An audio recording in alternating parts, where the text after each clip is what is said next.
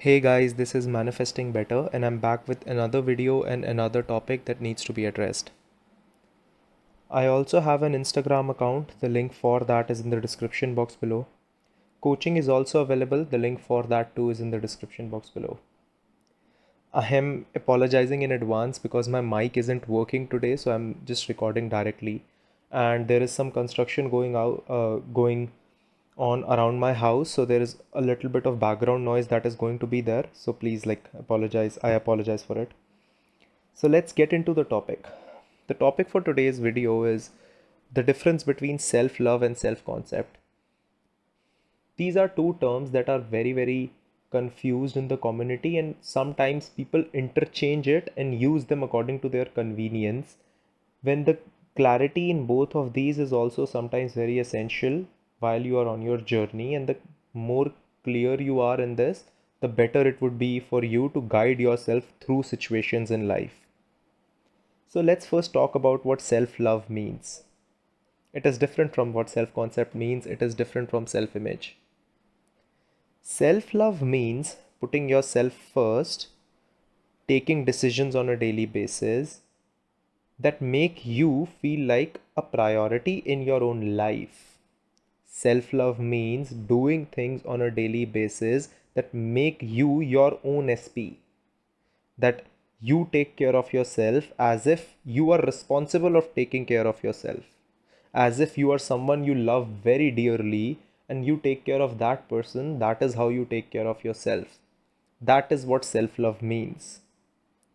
It's more about when you make small choices on a daily basis that make you grow or make you feel like a better and a bigger person. It's doing things that make you happy. It's being disciplined. It's choosing discipline over motivation. It's doing things that might seem hard, but you know in your mind that will result in your growth. It's saying no when you want to say no, and sometimes saying yes when you should be saying yes. It's putting yourself into uncomfortable situations so that you can grow from it. It's small examples like going to a party and eating food before giving someone else, like before serving other people. It's when you go to, let's say you have to go to a trip, booking, like reserving your own seat first before reserving other people's. It's being kind to yourself first before you can actually offer the world something. That's what self love is. It's doing things you are afraid to do, it's facing your fears, it's putting habits in on a daily basis, even if you don't want to do them, but you know that doing them will improve me greatly, right? It's what all the motivation pages are about. You will see thousand motivational pages on Instagram that talk about this: wake up on time, like don't go out and party, like all these things. But the definition of self-love will be very different for you, and it will be very different for me, because what might be self-love for me might be a different thing for you. Sometimes for a people, sometimes for people who are crazy with their diets, eating a slice of pizza is self love. And sometimes for people who, you know, are have very unhealthy eating habits, eating a salad is self love. So self love is doing something for yourself and taking care of yourself as a person you are responsible of taking care of. Now, what is self concept? Self concept and self image means what you think you deserve and how much of it do you deserve. What is your normal? What is your natural? What is your general expectation that you will receive? Right? What is achievable for you? What do you think is believable for me? It's more about what I actually think I can get. So, and how much of it I can get. So, let's say you go to take a job, and do you actually first believe that I deserve to be paid?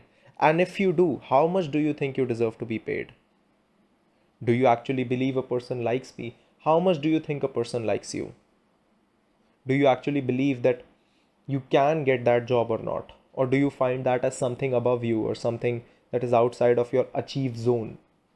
This is where some manifestations, and this is where manifestations that fall under your self concept will feel like coincidences. Like Neville also talks about it, that some manifestations will happen and you will somewhere think in my mind that this was anyway going to happen. That is what, like, it's normal for me to achieve.